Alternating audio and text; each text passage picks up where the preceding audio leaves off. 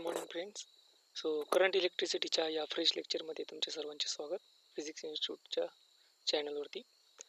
Current इलेक्ट्रिसिटीमध्ये आतापर्यंत आपण electric current बघितला, करंट डेन्सिटी बघितला, कंडक्टर त्याचं बिहेवियर बघितलं, थर्मल स्पीड काय असतं ते, फ्री पाथ, रिलॅक्सेशन टाईम, त्याच्यानंतर behaviour of conductor in presence of external electric field, त्याची ड्रिफ्ट वेलॉसिटीचे इक्वेशन्स आपण काही बघितलेले आहेत. आत्तापर्यंत आपण घेतलेल्या पूर्ण याच्यामध्ये ओम्स लॉ घेतला होता. ओम्स लॉचं जनरली स्टेटमेंट काय होतं? Physical conditions V is equal to that means potential difference across two ends is directly proportional to the current flowing through that conductor, that is V is directly proportional to the I, आणि यालाच V आपण V is equal to I multiply by R सुद्धा म्हणलो होतो.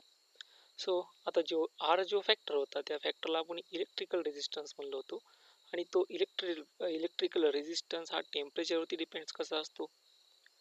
त्यानंतर temperature वाढल्यानंतर तो electrical resistance कसा राहिला पाहिजे. जनरली आपण घेतलं होतं की कंडक्टिंग सबस्टन्स जर असतील त्याला आपण ओमिक सबस्टन्स म्हणतो. ते ओमिक सबस्टन्समध्ये हा रेजिस्टन्स कॉन्स्टंट असतो, बट नॉन ओमिक सबस्टन्समध्ये हा रेजिस्टन्स कधी कॉन्स्टंट राहत नाही. मग आता हा रेजिस्टन्स कसा असू शकतो, जनरली रेजिस्टन्स म्हणायचं कशाला, आणि हा रेजिस्टन्स टेम्परेचरवर डिपेंड्स काय असतो. आणि त्याच्यामध्ये अजून एक फॅक्टर येते की काल आपण ओम्स लॉच्या लेक्चरमध्ये घेतलं होतं की एक रेजिस्टिव्हिटी आपण दाखवलेली होती, आणि ती रेजिस्टिव्हिटी काय आहेत याच्यावर डिटेल एक्सप्लेनेशन आपल्याला या आजच्या लेक्चरमध्ये घ्यायचं आहे. Without wasting any time, let's begin. Okay, what is mean by resistance. प्रत्येकाला 10वीपासून क्वेश्चन्स पडलेला असतो की रेजिस्टन्स काय. ओम्सला जनरली सांगू शकतो, तो रेजिस्टन्स काय असतो तो कोणीही सांगेल. Resistance is the opposition which is offer by, simple आपण त्याला म्हणतो opposition of the current which is offer by the conductor. कुठलाही कंडक्टर फ्लो ऑफ चार्जला किंवा फ्लो ऑफ करंटला जो अपोज करतो किंवा जो ऑपोजिशन ऑफर करतो त्याला जनरली म्हणायचं असतं रेजिस्टन्स. इथं सिंपल सी डेफिनेशन दिली आहे. The resistance of a conductor is the opposition which the conductor offers to the flow of charge. मग आता हे ऑपोजिशन कसं दिलं जातं, कशा पद्धतीनं दिलं जातं हे समजून घेण्यासाठी आपण काय करू. सपोज मी या ठिकाणी ही डायग्राम बघा सर्वांनी. या ठिकाणी एक कंडक्टर घेतला आहे आणि या कंडक्टरमध्ये एक्सटर्नल पोटेन्शियल डिफरन्स आपण या ठिकाणी V हे अप्लाय केलं. इथं असेल या ठिकाणी असणारे पॉझिटिव्ह चार्ज, या ठिकाणी असेल निगेटिव्ह चार्ज. त्यानंतर this is the direction of current या पद्धतीनं फ्लो होत असतो.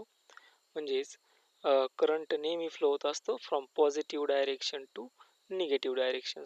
दिस is the direction of flow of current असेल. मग आता इलेक्ट्रिक फील्डच्या along the direction of current जर फ्लो होत असेल तर त्याच्या अपोजिट डायरेक्शनला हे इलेक्ट्रॉन फ्लो होणार आहेत. मग आता हे इलेक्ट्रॉन फ्लो व्हायला सुरुवात झाली याच्या इलेक्ट्रिक फील्डच्या एक्झॅक्टली अपोजिट डायरेक्शनला. मग आता होतं काय, तर ह्या इलेक्ट्रॉनला जी वेलॉसिटी भेटते ती वेलॉसिटी आपण ऑलरेडी बघितली आहे, आणि तीच वेलॉसिटी असते त्या इलेक्ट्रॉनची ड्रिफ्ट वेलॉसिटी. मग आता हा इलेक्ट्रॉन चालला आहे ड्रिफ्ट वेलॉसिटीना, आणि या ठिकाणी हा जो ॲटम्स आहेत याला जनरली आपण ॲटम्स म्हणणार. मी त्याला मागच्या एका लेक्चरमध्ये याला कर्नल्स नाव दिलं होतं. हे ॲटम्स आहेत. मग हे ॲटम्स काय काम करतात, तर हा मुव्हिंग इलेक्ट्रॉन्स आहेत. आता ॲटम्स इलेक्ट्रॉन्स कसे फ्री झाले, तर जनरली टेम्परेचर वाढल्यानंतर या ॲटम्समधून काही इलेक्ट्रॉन्स बाहेर आले, ते इलेक्ट्रॉन्स फ्री झाले, आणि ते फ्री झालेले इलेक्ट्रॉन्स हे जे पोटेन्शियल म्हणजे ही जी बॅटरी आपण अप्लाय केली आहे V, ही बॅटरी त्या इलेक्ट्रॉन्सला फ्लो करण्याचं किंवा पळवण्याचं काम करते. आता होतंय काय, हे इलेक्ट्रॉन्स काय ड्रिफ्ट व्हेलॉसिटीनं ट्रॅव्हल करायला सुरुवात करतात, पण ते इलेक्ट्रॉन्स एका कॉन्स्टंट व्हेलॉसिटीनं ट्रॅव्हल करताय. बट ट्रॅव्हल होत असताना त्यांचं कोलिजन सुद्धा होतोय, आणि ते कोलिजन होतंय या पॉझिटिव्ह ॲटम सोबत, पॉझिटिव्ह आयन सोबत म्हणतो मी त्याला आता. ह्या पॉझिटिव्ह आयन सोबत कोलिजन झाल्यामुळं याची जी वेलॉसिटी आहे ती वेलॉसिटी डिक्रीज होत जाणार. मग वेलॉसिटी डिक्रीज झाली, परत त्याच्यावाली वेलॉसिटी इन्क्रीज होणार. मग ह्या डिक्रीज आणि increases velocity which is offer by the resistance. Actually यालाच म्हणायचं असतं रेजिस्टन्स. म्हणजे इलेक्ट्रॉनची वेलॉसिटी कमी होते, कोलिजन झालं, परत इलेक्ट्रॉनची वेलॉसिटी डिक्रीज, परत वेलॉसिटी इन्क्रीज, या पद्धतीने त्याच्यावालं जे स्पीड असतं ते कमी होत चालतं. ते ॲव्हरेज स्पीड आपण फाईंड केलं drift velocity. That means flow of करंटला अपोज करण्याचं काम कोण करतंय, तर हे इलेक्ट्रॉन्स. सो त्यालाच म्हणलं जातं जनरली रेजिस्टन्स. मग आता इथं दिलंय तुम्हाला detail explanation. When a potential difference is applied across a conductor, free electrons get accelerated and collide with positive ions, and their motion is thus opposed. And this opposition offered by the ions, मग कोणचे ions हे opposition offer करतायत, generally जे ions जे आहेत ते positive ions आहे. And this is called as a resistance of the conductor. So resistance is the property of conductor by virtue of it oppose the flow of current. हे generally याच्यामध्ये दिलं आहे. मग याचं युनिट काय असतं, तर जनरली रेजिस्टन्सचं युनिट जनरली म्हणतो आपण आर इज इक्वल टू असेल व्ही अपॉन आय. व्ही म्हणजे तो असतो व्होल्टमध्ये, आय म्हणजे तो असतो ॲम्पियरमध्ये, व्होल्ट पर ॲम्पियरमध्ये त्याचं युनिट येऊन जातं ओम, आणि हा सिम्बॉल आहे ओमचा.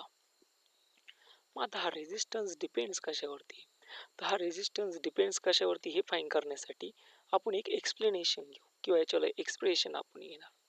मग आता काय होतंय, तर या कंडक्टरमधून करंट फ्लो होतंय. मग आता करंटचं इक्वेशन सगळ्यांना माहिती आहे. करंटचं इक्वेशन काय असतं, सो करंटचं इक्वेशन आहे I is equal to number of free electrons, charge on electron, drift velocity multiply by area of cross section. हे नॉमिनेशन्स आणि क्वांटिटीज तुम्हाला माहिती. पण ड्रिफ्ट वेलॉसिटी काय आहे, तर ड्रिफ्ट वेलॉसिटी आहे E multiply by V upon M multiply by L multiply by tau. ही असते याच्यावली ड्रिफ्ट वेलॉसिटी. याला जनरली म्हणतो आपण ड्रिफ्ट वेलॉसिटी. हा जो टाऊ असतो याला म्हणलं जातं ॲव्हरेज रिलॅक्सेशन टाईम. हे जे व्ही आहेत या व्हीला म्हणलं जातं पोटेन्शियल डिफरन्स. एल एल म्हणजे या कंडक्टरची लेंथ, कुठून तर त्याच्या दोन्ही एंड पासून. ही असेल या कंडक्टरची लेंथ या पद्धतीने. सो आता हे आलेलं इक्वेशन मी इक्वेशन 1 मध्ये सबस्टिट्यूट करतो. इक्वेशन 1 येऊन जाईल मग I is equal to N E A drift velocity E V upon M L multiply by tau. So E multiply by E square या ठिकाणी ए व्ही एन. सो करंटचं equation असेल I is equal to N E square A upon M L multiply by V multiply by tau. Next आता आपल्याला काय पाहिजे, तर resistance fine करायचं या ठिकाणी. दॅट मीन्स आपल्याला रेशो घ्यावा लागणार आहे व्होल्टेज अपॉन करंटचा. मग या ठिकाणी मी या करंटला इकडं डिवाइड केलं, या ठिकाणी जर मी डिवाइड जर केलं आणि उरलेली टर्म्स जर मी याच्या राईट साईडला नेली तर टर्म्स राहून जाते M L upon N E square A multiply by tau is equal to V upon I. But what is V upon I is nothing but the resistance. So याला equation 2 मध्ये आपण substitute करून देणार, आणि एकदा equation 2 मध्ये जर आपण सबस्टिट्यूट केलं ही व्हॅल्यू, तर आपल्याला सबस्टिट्यूट इक्वेशन भेटेल M L is equal to N E square A multiply by tau is equal to R. म्हणजे आपण असं पण लिहू शकतो R is equal to M upon N E square multiply by tau L multiply by A. हे variable terms मी त्या साईडला घेतल्या. मास ऑफ इलेक्ट्रॉन तर कॉन्स्टंट असणार आहे. नंबर ऑफ इलेक्ट्रॉन जोपर्यंत टेम्परेचर कॉन्स्टंट आहे तोपर्यंत नंबर ऑफ इलेक्ट्रॉन सुद्धा कॉन्स्टंट आहे. Charge on electron obviously constant असतो, आणि जोपर्यंत टेम्परेचर कॉन्स्टंट आहे तोपर्यंत ॲव्हरेज रिलॅक्सेशन टाइम सुद्धा कॉन्स्टंट असेल. या पूर्ण कॉन्स्टंट क्वांटिटीला एका स्पेसिफिक क्वांटिटीनं रिप्रेझेंट केलं.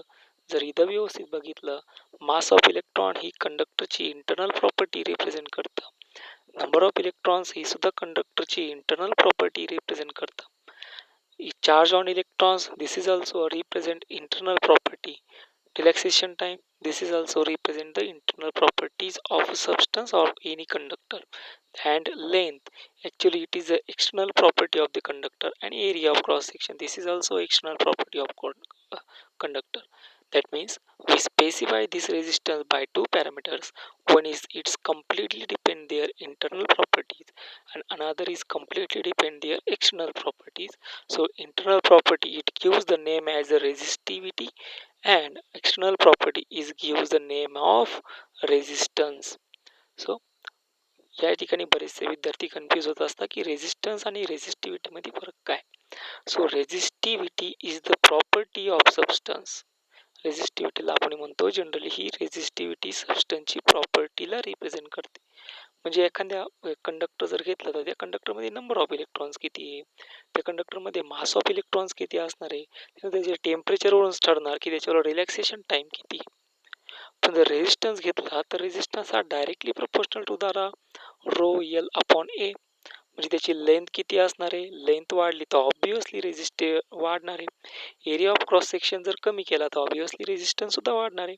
किंवा एरिया ऑफ क्रॉस सेक्शन जर कमी केला तर रेझिस्टन्स किंवा वाढवला तर रेझिस्टन्स कमी होत चालणार आहे. That means our resistance is depends on two quantities. Resistance is directly proportional to the length. या ठिकाणी घेतला आपण resistance is directly proportional to the length. Another, resistance is inversely proportional to the cross section area. या ठिकाणी so resistance is inversely proportional to the cross section area. मग या पद्धतीनं आपण याच्यावर इक्वेशन्स हे रिप्रेझेंट करू शकतो.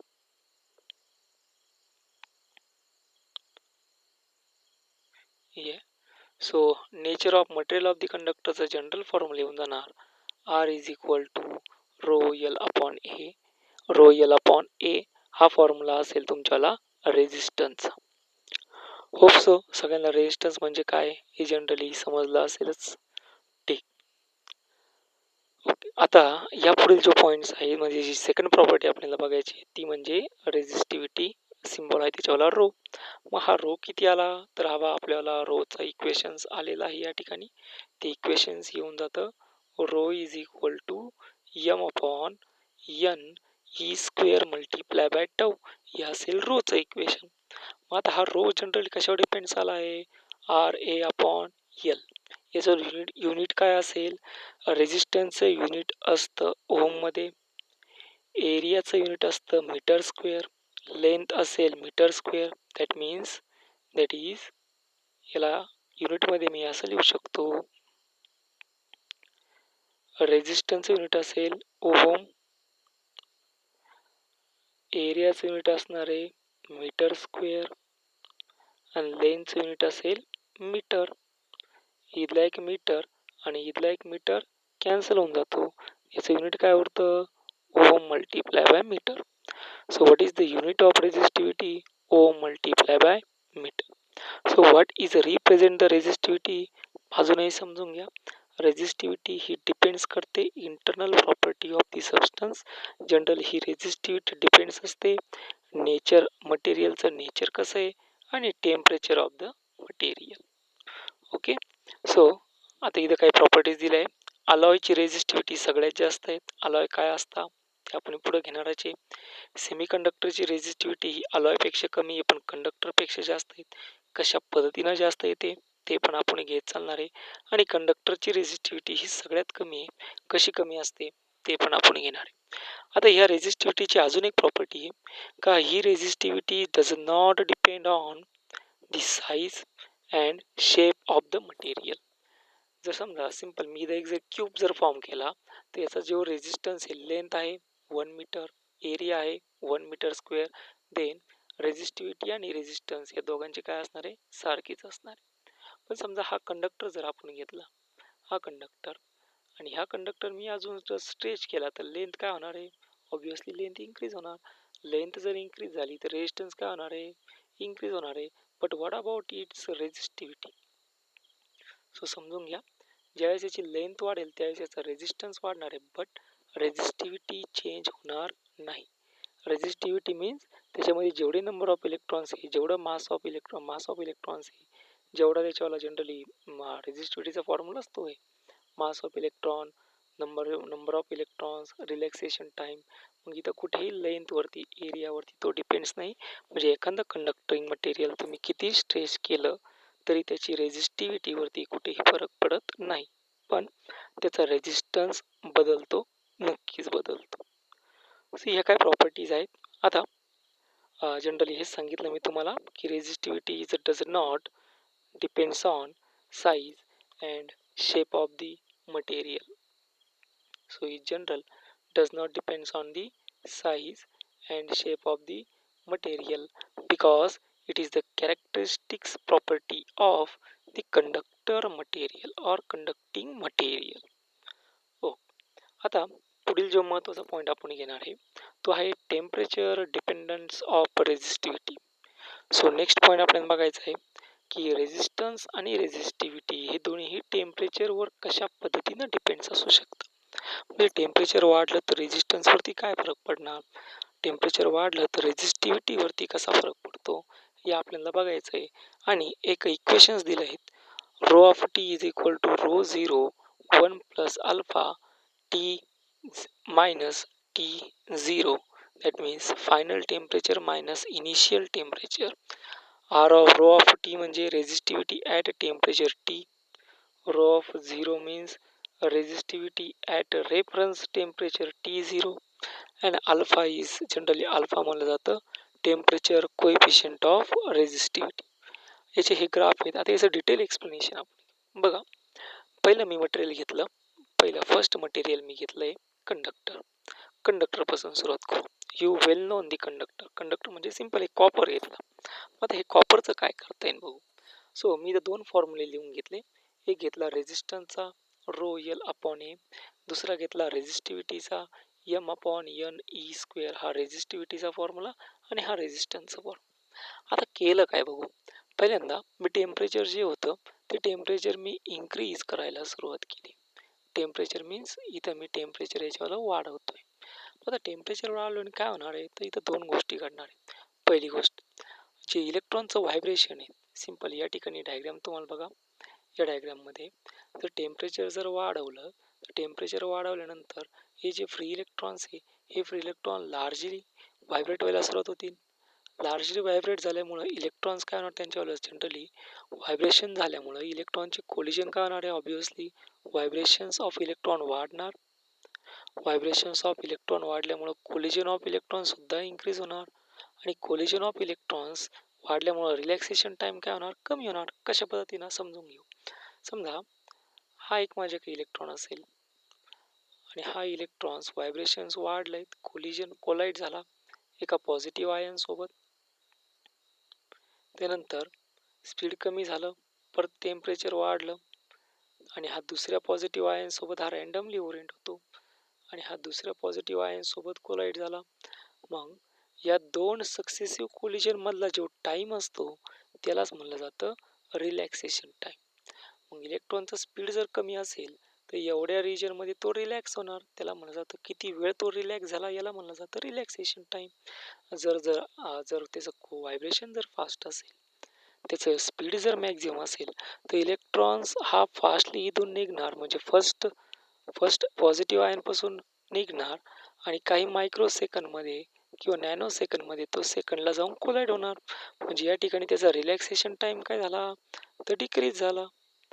तर याचे व्हायब्रेशन्स कमी असते म्हणजे इलेक्ट्रॉन्स फर्स्ट ॲटमपासून सेकंड ॲटमपर्यंत जाण्यासाठी वेळ जास्त घेतला असता.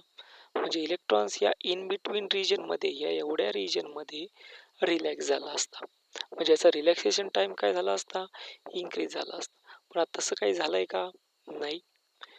दॅट मीन्स इलेक्ट्रॉनचे व्हायब्रेशन जर वाढले तर इलेक्ट्रॉनचे व्हायब्रेशन्स वाढल्यानंतर याचा रिलॅक्सेशन टाइम काय होऊन जातो डिक्रीज होऊन जातो.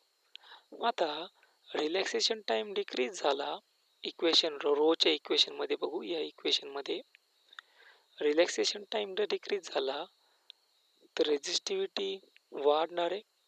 पुढं रेझिस्टिव्हिटी जर या ठिकाणची रेझिस्टिव्हिटी जर वाढत असेल तर रेझिस्टन्स ऑब्विसली वाढणार आहेत.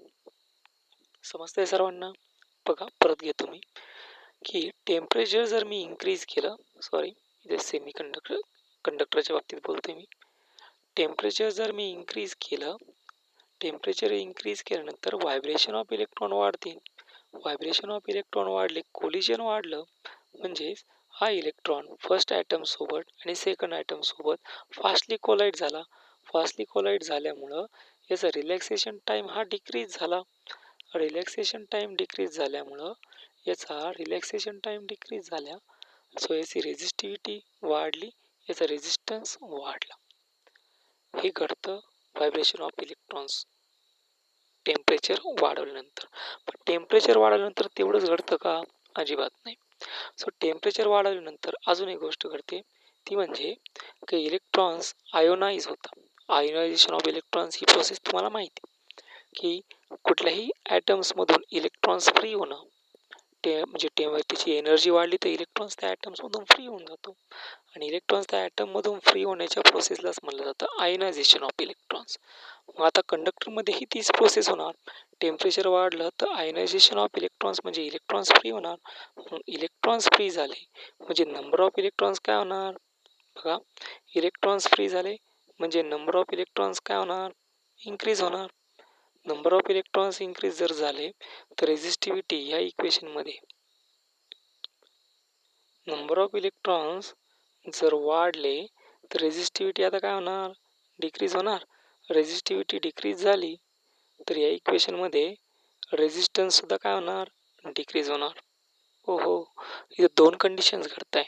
तर एका व्हायब्रेशन ऑफ इलेक्ट्रॉनमध्ये रेझिस्टन्स आणि रेझिस्टिव्हिटी वाढते आणि तेच आयोनायझेशन ऑफ इलेक्ट्रॉन्समध्ये रेझिस्टन्स आणि रेझिस्टिव्हिटी ही डिक्रीज होते.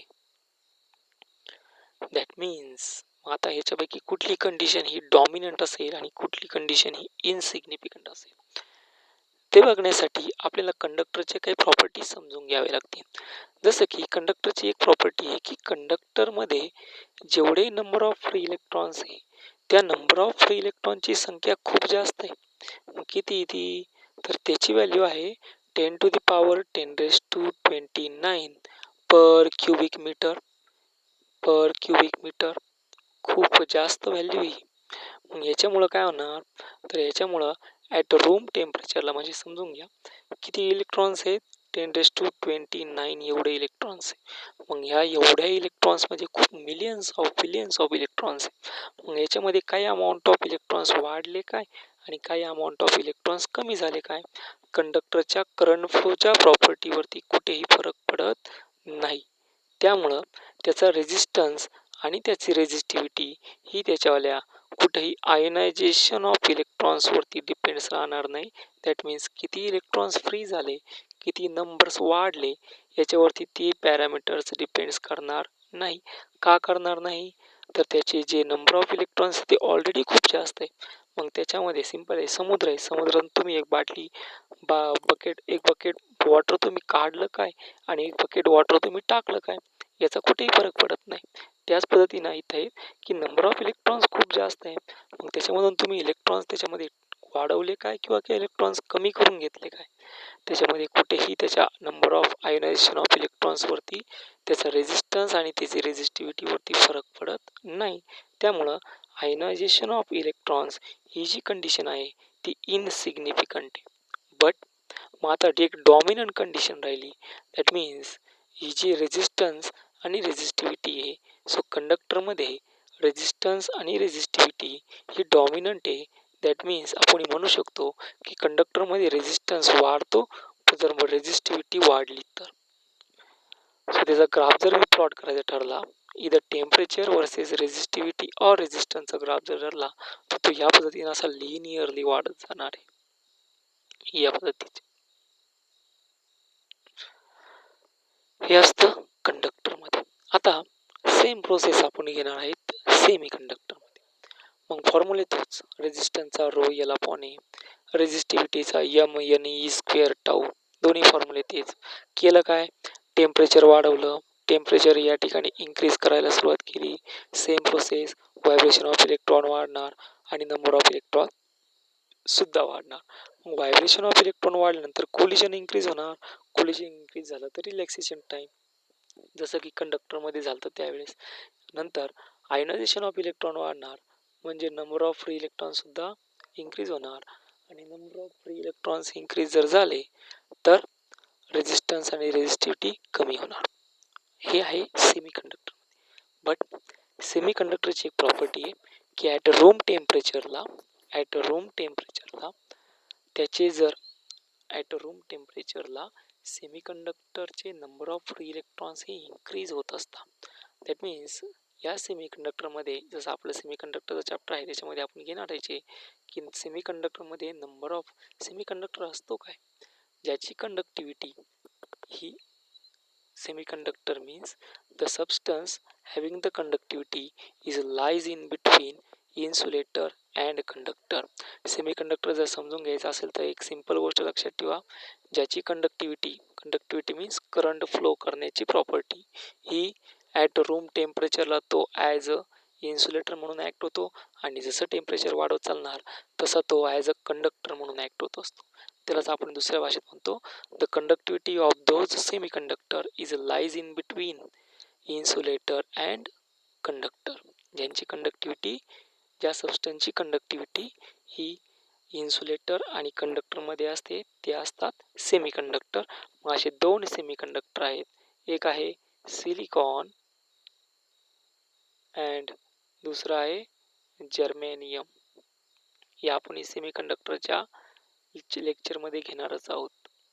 मग याच्यामध्ये होतं काय, या सेमीकंडक्टरमध्ये जसं टेम्परेचर हे रूम टेम्परेचरपेक्षा जास्त होत चालणार आहे तसे नंबर ऑफ फ्री इलेक्ट्रॉन्स वाढत चालतील आणि नंबर ऑफ फ्री इलेक्ट्रॉन्स वाढल्यामुळे त्याने करंट फ्लो करण्याची प्रॉपर्टी सुद्धा वाढत चालेल.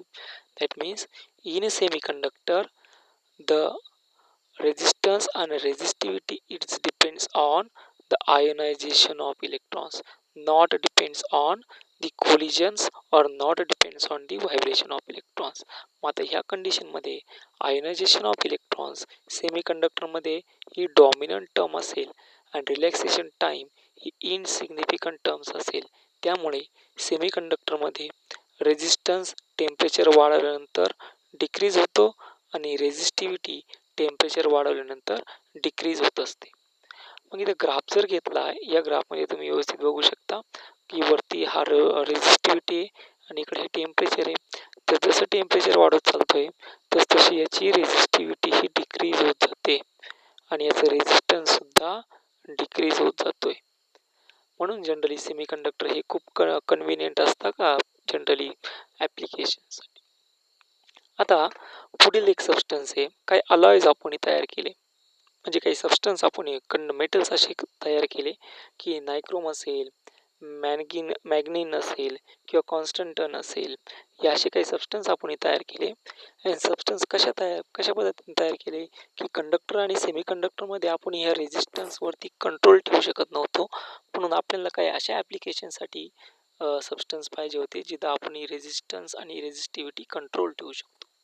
मी जनरली आपण डोपिंग करून काही असे सबस्टन्स तयार केले, मॅग्नीन असेल, नायक्रोम असेल, की याच्यामध्ये कितीही टेम्परेचर जरी वाढला तर त्याच्या नंबर ऑफ फ्री इलेक्ट्रॉन्सवरती आणि त्याच्या कोलिजनवरती कुठलाही इफेक्ट पडत नाही. दॅट मीन्स टेम्परेचर जर इन्क्रीज झालं तर टेम्परेचर इन्क्रीज झाल्यानंतर याचे व्हायब्रेशन ऑफ इलेक्ट्रॉन्स आणि आयनायझेशन ऑफ इलेक्ट्रॉन्स या दोन्ही फॅक्टरवरती रेजिस्टन्स आणि रेजिस्टिव्हिटी डिपेंड्स राहत नाही. म्हणून आपण म्हणतो की अलॉयजमध्ये टेम्परेचर वाढल्यानंतर रेजिस्टन्स आणि रेजिस्टिव्हिटी ही अनअफेक्टेड असते, काही प्रमाणात, पूर्ण नाही, काही प्रमाणात ती अनअफेक्टेड असते. मग याचा ग्राफ जर घेतला तर याचा ग्राफ येऊन जातो या पद्धतीनं, रेजिस्टिव्हिटी आणि द टेम्परेचर आहे आणि याचा ग्राफ हा असा लिनियरली, म्हणजे तो जनरली इफेक्ट करणार नाही, या पद्धतीचा याचा ग्राफ असेल.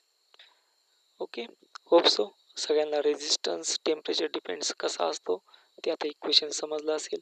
आता आपण पुढे त्याच्यावर मॅथमॅटिकल डेरिव्हेशन्स घेणार आहोत. सो नेक्स्ट आहेत मॅथमॅटिकल डेरिव्हेशन्स.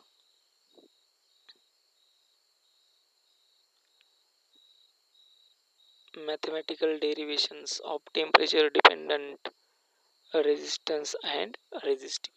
मग आता सिंपल आपण एक एक्सपेरिमेंट केला बघा. एक्सपेरिमेंट काय केला की मी टेम्परेचर वाढवलं. कुठून वाढवलं, पहिलं टेम्परेचर टी होतं, इनिशियल टेम्परेचर, त्याला मी T0 म्हणतो आणि टेम्परेचर वाढवलं मी T0 पासून dt पर्यंत. आणि पुढे रेजिस्टन्स, आता जनरली टेम्परेचर वाढलं दॅट मीन्स रेजिस्टन्स कमी होईल जास्त होईल, ते आता आपण मागं बघितलंच. मग रेजिस्टन्स होता R0 आणि रेजिस्टन्स झाला आता नवीन R0 प्लस dr एवढा. मग आता by this experiment resistance is change from, आता रेजिस्टन्स कुठून चेंज झाला, टेम्परेचर चेंज झालं, रेजिस्टन्स चेंज झाला आणि नेक्स्ट इनिशियल रेजिस्टन्स पासून फायनल रेजिस्टन्स चेंज झाला. That means resistance is change from dr2 dt and resistance is changed from पहिला होता r0 to dr. मग हे दोन्ही इक्वेशन जर मी एकत्र केले that means dr is directly proportional to असेल r0 आणि dt. मग आता प्रोपोर्शनिटी म्हणजे अशी एक कॉन्स्टंट क्वांटिटी आपल्याला याच्यामध्ये सबस्टिट्यूट करायची आहे जी टेम्परेचर वाढल्यानंतर तिच्यावर कुठलाही इफेक्ट झाला नाही पाहिजे आणि ती क्वांटिटीला आपण म्हणलो आहेत alpha.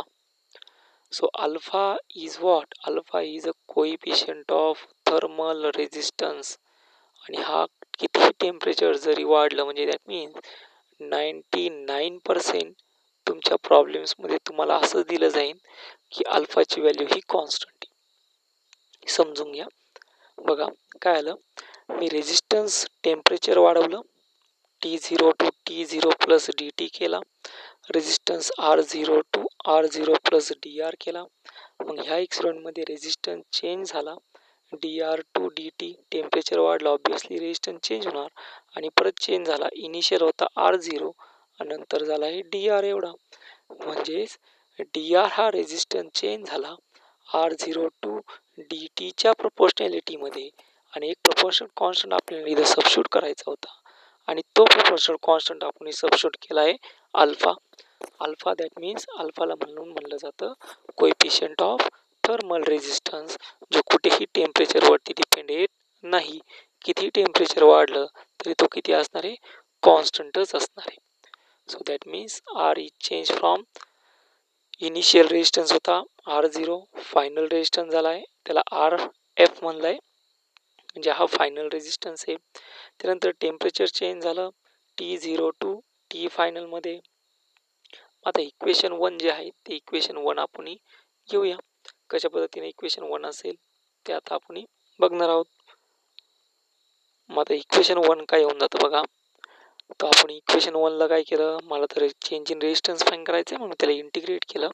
So integrate on both side, integration of त्याची जनरली लेफ्ट साईड आपण इंटिग्रेट करायला सुरुवात केली. रेजिस्टन्स चेंज झाला R0 टू R फायनलमध्ये dr. त्याच्यानंतर राईट साईड टेम्परेचर चेंज झालं T0 टू T फायनलमध्ये alpha R0 multiply by dt. मग आता अल्फा आणि R0 हे तर दोन्ही कॉन्स्टंट टर्म आहे, ते इंटिग्रेशनच्या बाहेर येऊन जातील. इंटिग्रेशन ऑफ dr असतं R. त्याच्यानंतर याच्यावर फायनल लिमिट किती आहे RF, इनिशियल लिमिट किती आहे R0. त्यानंतर dtचे इंटिग्रेशन असेल T, याच्यावर फायनल व्हॅल्यू किती आहे T फायनल, इनिशियल किती आहे T0. मग व्हॅल्यू कशा सबस्टिट्यूट करतो, final value minus initial value. इथं हे असेल final value minus initial value. That means R final resistance minus R initial resistance, that means R final minus R0 is equal to alpha multiply by R0. Constant term होत्या साईडला आल्या, मध्ये असणारे T final minus T0 and this T final minus T0 is nothing but of change in temperature. That means R final minus R0 is equal to alpha R0 multiply by delta T. मग याच्यामधून आपण ही alpha R0 आणि हा R0 ला फक्त या साईडला घेऊन गेलो आणि याला सिम्प्लिफाय केलं तर मला फायनल रेजिस्टन्सची जी टेम्परेचरवरती डिपेंड आहे त्याची व्हॅल्यू भेटते. R final is equal to R0 1 plus alpha multiply by delta T. So this is the equation for temperature dependent of resistance. मग जसं रेजिस्टन्सचं इक्वेशन लिहिलं त्याच पद्धतीनं दुसरं इक्वेशन आपल्याला लिहायचं आहे रेजिस्टिव्हिटीचं.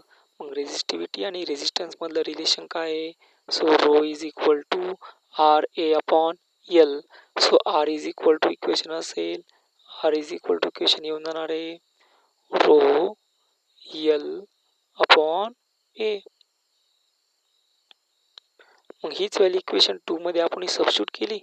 Row L upon A, row final L upon A, row zero L upon म्हणजे रो इनिशियल एल अपॉन ए आणि पुढे असणार आहे 1 plus alpha multiply by delta T.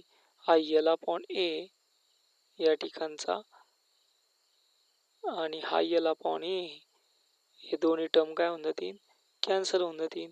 कारण की लेंथ आणि एरियावरती तुमच्यावाला जी रेझिस्टिव्हिटी आहे तो डिपेंड राहत नाही. म्हणजे रो फायनलचं इक्वेशन आलं rho final rho zero 1 plus alpha multiply by delta T, जे की आपल्याला हे इक्वेशनमध्ये प्रूफ विचारलं होतं आणि त्याच्यावर प्रूफ आपण घेतलं आहे या ठिकाणी सेकंड लाईनवरती तुम्हाला दिसत असेल rho of two is equal to rho zero 1 plus alpha multiply by T minus T zero equation तुम्हाला दिसत असेल. त्या इक्वेशनचं प्रूफ आपण या ठिकाणी घेतलं आहे. आता हेच इक्वेशन मी जरा सिम्प्लिफाय जर केलं, दॅट मीन्स रो झिरोनी मध्ये पूर्ण याला मल्टिप्लाय केलं आणि हे सिम्प्लिफाय केलं तर मला अल्फाची व्हॅल्यू भेटते. अल्फाची व्हॅल्यू असते R final minus R zero upon delta T. मग आता ही जी अल्फा आहे म्हणजे टेम्परेचर कोएफिशियंट हा जो डिपेंड झाला आहे तो वेगवेगळ्या मटेरियलसाठी कोणता असेल. मग आता जसं की कंडक्टर जर घेतला, मेटल म्हणजे यांनी कंडक्टर घेतला आहे. मग ह्या कंडक्टरसाठी आपण जे आपले पहिले इक्वेशन्स बघितले या कंडक्टरसाठी इनिशियलपेक्षा फायनल रेजिस्टन्स वाढणार आहे म्हणजे याची रेजिस्टिव्हिटी सुद्धा काय होणार आहे, इन्क्रीज होणार आहे. म्हणून त्याचमुळे कंडक्टरमध्ये अल्फाची व्हॅल्यू म्हणजे हा फायनल रेजिस्टन्स कंडक्टरमध्ये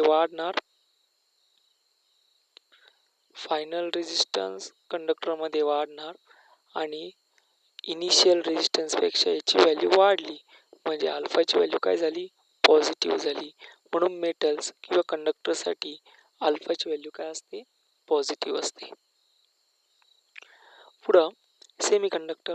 आता सेमीकंडक्टरमध्ये आपण घेतलंय की सेमीकंडक्टरमध्ये जो फायनल रेजिस्टन्स आहे या ठिकाणी जो फायनल रेजिस्टन्स आहे सेमीकंडक्टरमध्ये तो फायनल रेजिस्टन्स हा डिक्रीज होणार आहे.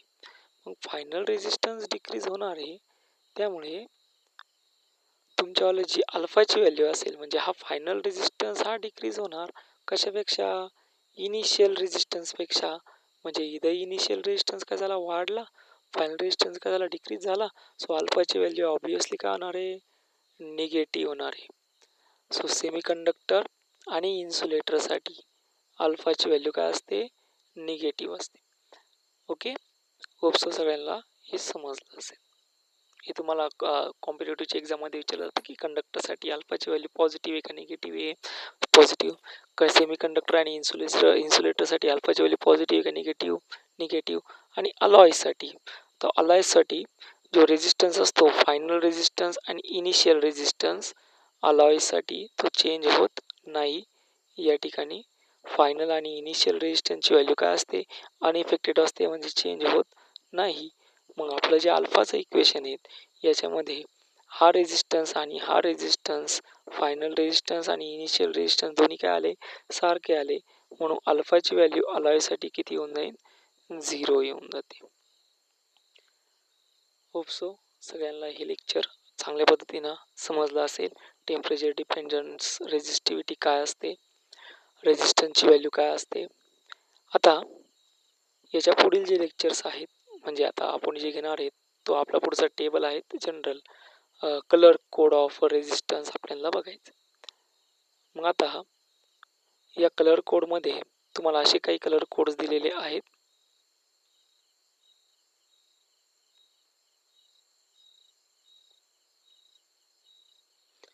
सो या कलर कोडच्या टेबलमध्ये तुम्हाला काही व्हॅल्यू दिलेल्या आहेत. त्या व्हॅल्यू खालीलप्रमाणे बघा. ब्लॅक कलर पहिल्यांदा दिला आहे, ब्लॅक, ब्राऊन, रेड. म्हणजे समजा तुम्हाला एखादा रेजिस्टर दिला आणि तुम्हाला त्या रेजिस्टरची व्हॅल्यू तुम्हाला फाइंड करायला सांगितली. तर त्याच्यासाठी काही ट्रिक्स आहेत, त्या ट्रिक्स समजून घ्या. पहिल्यांदा कलर्स काय काय ते बघा. ब्लॅक असेल, ब्राऊन असेल, रेड असेल, orange, yellow, green, blue, violet, grey, white, gold, silver आणि नो कलर. हे काही कलर्स दिले. पुढे त्यांचे नंबर्स दिले जसं की ब्लॅकला 0, ब्राऊनला 1, रेडला 2, ऑरेंजला 3, येलोला 4, ग्रीनला 5, ब्ल्यूला 6, व्हायलेटला 7, ग्रे 8, व्हाईट 9, गोल्ड, सिल्वर आणि नो कलर याला जनरली टॉलरन्स दिलेला आहे. टॉलरेट किती करू शकता हे जनरली त्याचा अर्थ होतो. पुढं ह्याला थोडं नंबर दिलेले नाही आहेत. कारण की हे जनरली जे कलर्स असतात ते टॉलरंट कलर्स म्हणून वापरले जातात. पुढे आहे मल्टीप्लायर. सो ब्लॅकसाठी मल्टीप्लायर आहे 10⁻0 म्हणजे 1 असतो. जनरली 10⁻0 ची द व्हॅल्यू असते म्हणजे 1. ब्राऊनसाठी 10⁻1, रेडसाठी 10⁻2, ऑरेंजसाठी 10⁻3, येलोसाठी 10⁻4, ग्रीनसाठी 10⁻5, ब्ल्यूसाठी 10⁻6, व्हायलेटसाठी 10⁻7, ग्रेसाठी 10⁻8, व्हाईटसाठी 10⁻9 आणि हे जे दोन गोल्ड आणि सिल्वर आहे त्यांच्यासाठी 10⁻1 आणि 10⁻2 हे मल्टीप्लायर्स. त्याच्यानंतर टॉलरन्स ब्लॅक टू व्हाईटपर्यंत कुठेही टॉलरन्स नाही आहे. फक्त गोल्ड आणि सिल्वर रिंगसाठीच तो कलरसाठीच आणि नो कलरसाठीच टॉलरन्स आहे. तो गोल्डसाठीच टॉलरन्स आहे 5%, सिल्वरसाठी टॉलरन्स आहे 10%, नो कलरसाठी 20%. आता हा टेबल लक्षात ठेवण्यासाठी काय सिक्वेन्स एकदम सिंपल. सिक्वेन्स अशी आहे, B Roy of Great Britain had very good wife. समजून घ्या, प्रत्येकाचा एक एक शब्द घ्यायचा.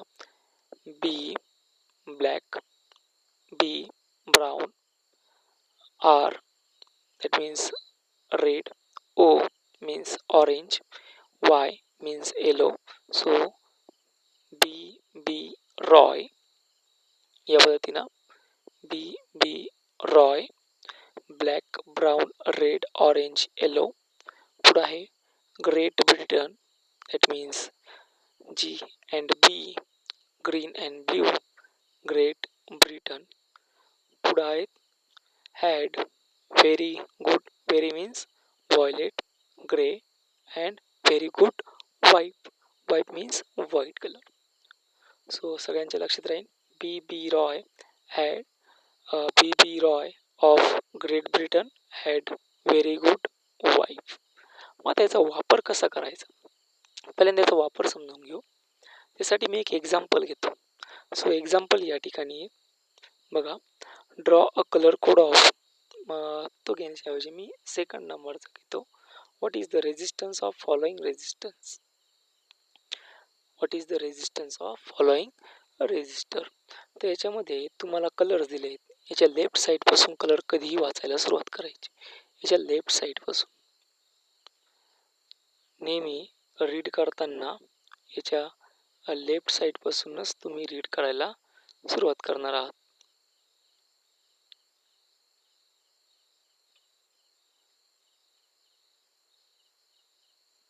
सो ह्याच्या लेफ्ट साईडपासून म्हणजे मी हा प्रॉब्लेम घेतोय.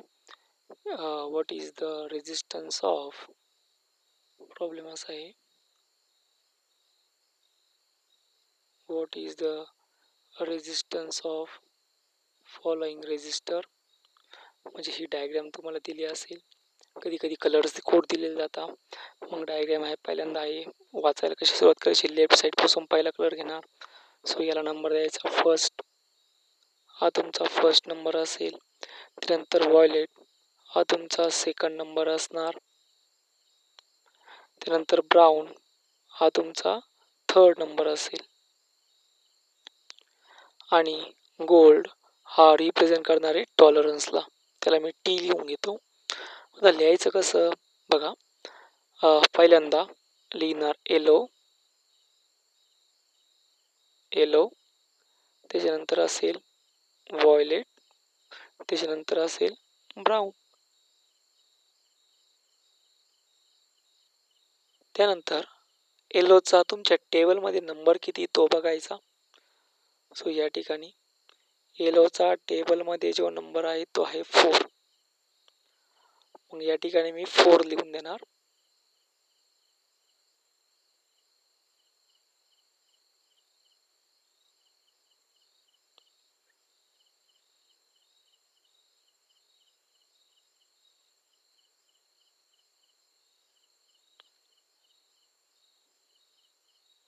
सो येलोचा जो नंबर आहे तो आहे 4. सो येलोचा नंबर लिहिला मी 4.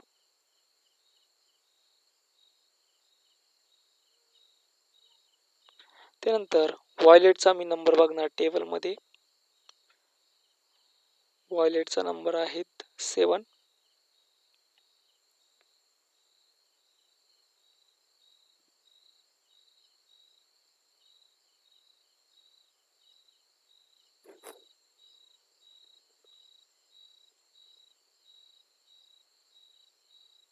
वॉलेटचा नंबर आहे 7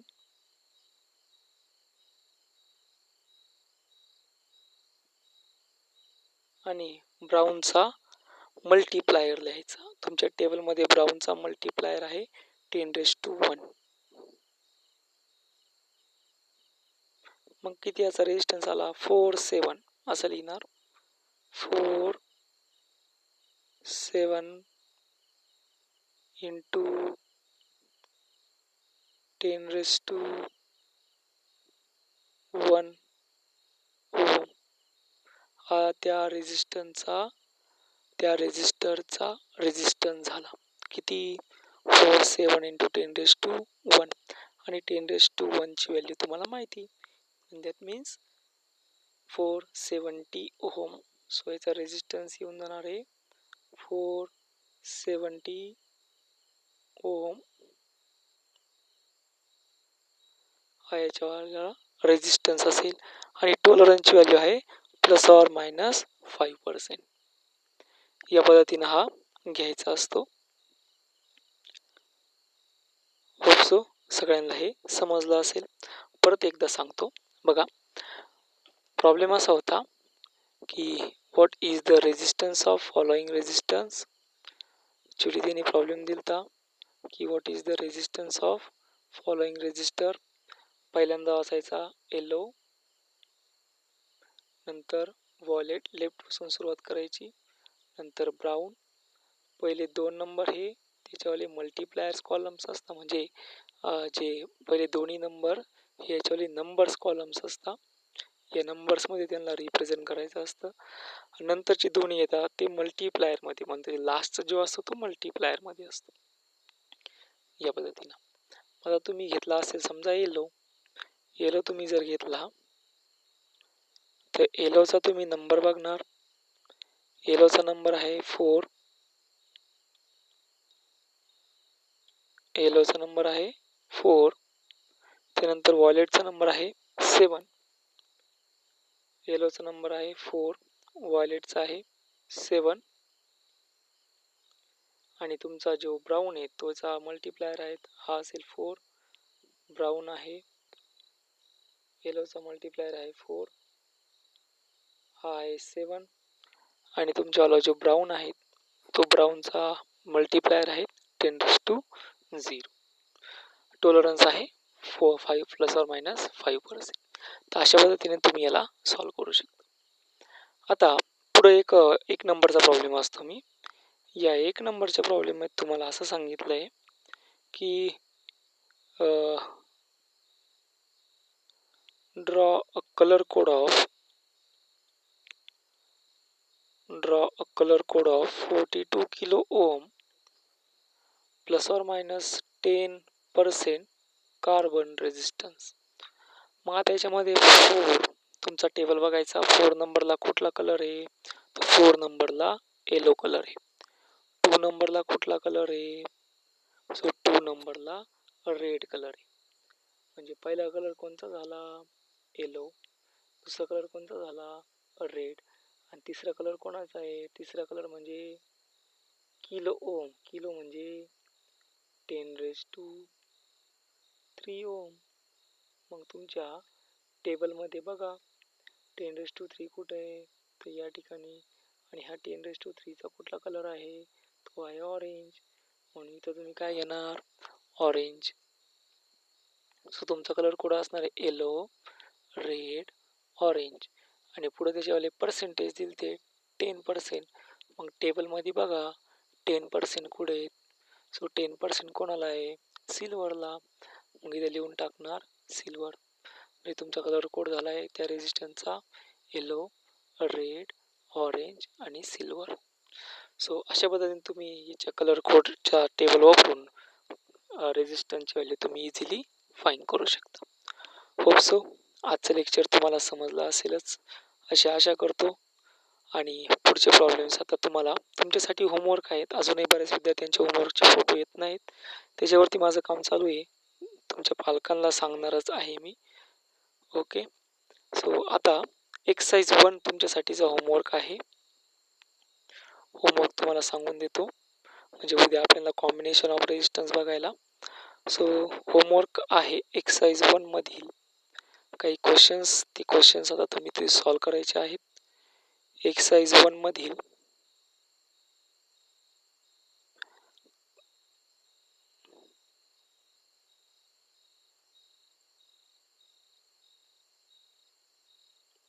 इलेक्ट्रिक करंटचे एक्सरसाइज 1 मधील इलेक्ट्रिक करंटचे पहिला प्रॉब्लेम, दुसरा प्रॉब्लेम, तिसरा, चौथा, 5 नंबर, 6 नंबर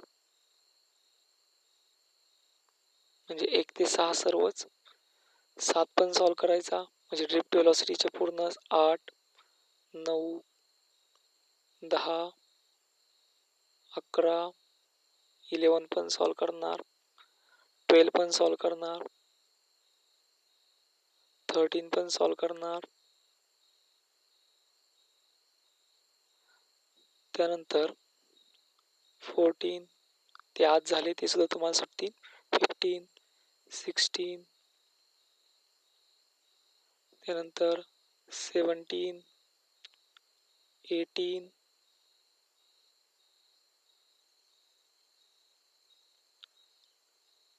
19, 20,